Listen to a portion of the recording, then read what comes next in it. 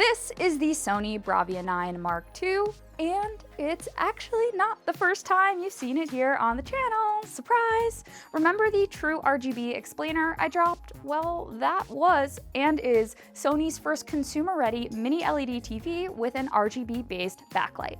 I'm so excited that I can finally tell you all about it. I'll also go over all of the features that make this feel like Sony's most premium flagship possibly ever. Because believe it or not, it's not just about the backlight. I guess you'll just have to stick around to see what I'm talking about.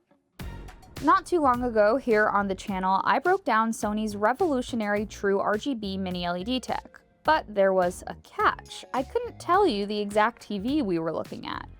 Say hello to the Sony Bravia 9 Mark II. Did Sony miss a golden opportunity to call this a Bravia 10? Maybe. All I know is that this is Sony's new flagship mini-LED powerhouse.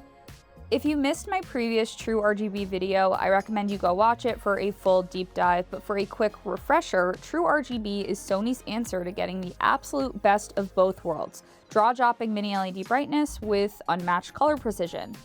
It delivers double the color volume of the Bravia 9 and a staggering 4 times the color volume of the newer Bravia 8 Mark II OLED. Sony's big claim here is matching both the intent and peak brightness of the legendary BVM HX3110, their $30,000 professional studio mastering monitor. To do that, this consumer TV would need to hit around 4,000 nits peak brightness. So we ran some tests. Granted, this is a pre-production unit here, but when we threw the standard 10% HDR window at it, it truly hit that 4K mark. Thanks to that Illuminous Booster Pro tech, it was just a few nits shy right out of the box without us even tweaking the settings. On the design front, Sony is doing some edgy things. They're using a lenticular material on the base that completely conceals your cables, combined with a slidable element to adjust the stand, making the TV look like it's actually floating in midair. But the real flex is on the front panel featuring Immersive Black Screen Pro. Traditional anti-glare just adds a rough layer to scatter light, which can make the picture look a little hazy. Sony is using a low reflection treatment here that works like a reverse wave effect to actually absorb and cancel out competing light sources. I saw it side by side against Samsung and LG's latest OLEDs, and Sony's panel easily absorbed the most ambient light. It was in a controlled demo environment, so I'm anxious to get this into my own studio for independent testing, but first impressions, incredibly impressive. Sony also redesigned the acoustic layout, physically aligning the sub, mid-range drivers, and tweeter ducts. This allows the TV housing to be thinner without losing sound amplitude. The result is a higher, more central soundstage that makes dialogue feel like it's coming straight out of the characters' mouths. From the demo room, I can't say I noticed a massive difference over the original Bravia 9, but to be fair, Sony TVs already sound a lot better than the competition anyway.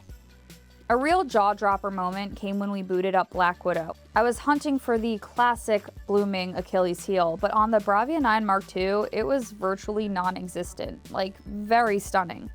Sony insists OLED isn't going anywhere, but when mini-LED controls backlighting this well while pumping out 4,000 nits, why would I even want OLED anymore?